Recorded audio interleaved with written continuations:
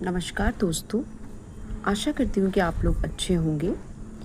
आज मैं आपको हरिशंकर परसाई जी की कहानी संग्रह विकलांग श्रद्धा का दौर से एक कहानी देशवासियों के नाम संदेश सुनाना चाहती हूँ, जो भूतपूर्व प्रधानमंत्री मोरारजी देसाई के 1977 में भाषणों और संदेशों से प्रेरित है। तो कहानी कुछ इस तरह है। ऐसा भी हो सकता है कि परिस्थितियाँ मुझे उछाल दे कि मैं शासक पार्टी और सरकार का बड़ा नेता बन जाऊं, प्रधानमंत्री भी बन सकता हूं। तब मुझे देशवासियों के नाम संदेश प्रसारित करना पड़ेगा। मैं आशाओं और आश्वासनों से भरा यह संदेश प्रसारित करूंगा। तो संदेश कुछ इस तरह है। मेरे देशवासियों, मैंने आप लोगों को देवियों और सज्जनों नहीं कहा। जब से उस स्त्री इंदिरा गांधी ने आपातकाल लगाकर हम लोगों को तंग किया है, मैं किसी स्त्री को देवी नहीं कहता। पहले मैं प्रार्थना में सीताराम और राधा कृष्ण कहता था, पर अब केवल राम कृष्ण कहता हूँ। मेरी सलाह है कि आप में जिसका नाम सीताराम है वे उसे रामचरण कर ले और राधा कृष्ण अब कृष्णदास हो जाएं। अगर आप जल्दी ऐसा नहीं करेंगे तो मैं गृह मंत्री से कह दूंगा और वे आपको दुरुस्त कर देंगे। आप लोगों ने हम पर विश्वास करके हमें सत्ता सौंपी। ऐसा आपने पहली बार नहीं किया है, पहले भी आप विश्वास करके ही सत्ता सौंपते रहे हैं। तो जैसे पिछली सरकार ने आपके विश्वास को फलीभूत किया, वैसे ही हम भी करेंगे। हम उनसे किसी कदर हेटे नहीं पड़ेंगे। देश के सामने बहुत समस्याएं हैं। पिछली सरकार ने समस्याएं ही समस्याएं छोड़ी हैं। आखिर हम क्या हैं?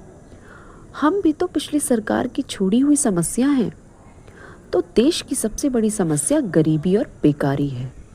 हम 10 वर्षों में गरीबी और बेकारी खत्म कर देना चाहते हैं, मगर आप कहेंगे कि यह बहुत जल्दी है, 20 साल में खत्म होनी चाहिए। खैर, हम समझौता कर लेते हैं, 15 सालों में गरीबी और बेकारी मिटाएंगे। आप भी खुश, हम भी खुश। पर मैं आपसे साफ कह देता हूँ कि आप कितना भी जोर डालें, 15 साल से एक भी दिन ऊपर हम गरीबी और बेकारी नहीं चलने देंगे, आपको भला लगे चाहे बुरा। दूसरी समस्या महंगाई की है।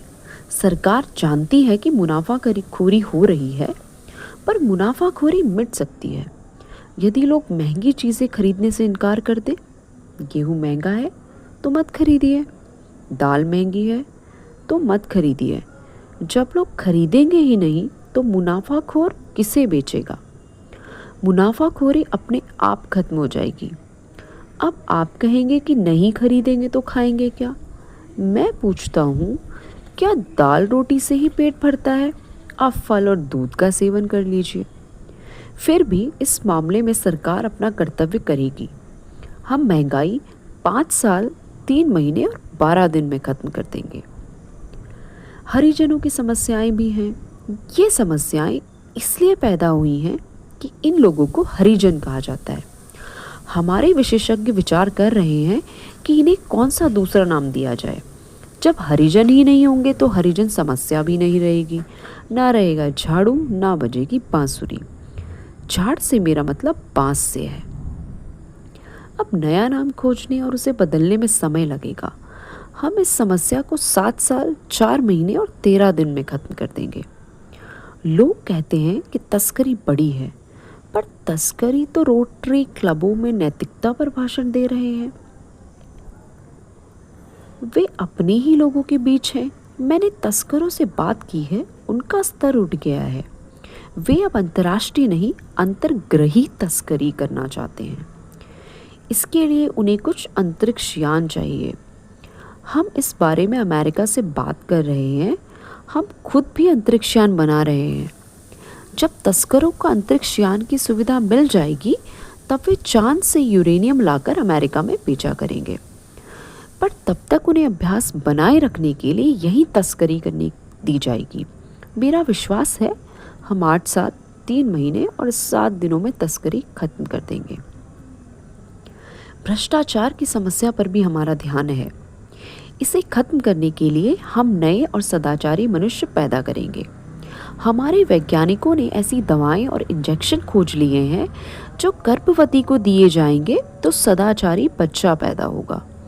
हम भ्रष्टाचार को गर्भ में ही खत्म कर देंगे। यह उपाय हम तत्काल चालू कर रहे हैं और यदि दवा और इंजेक्शन नकली नहीं हुए तो परिणाम शुभ होगा।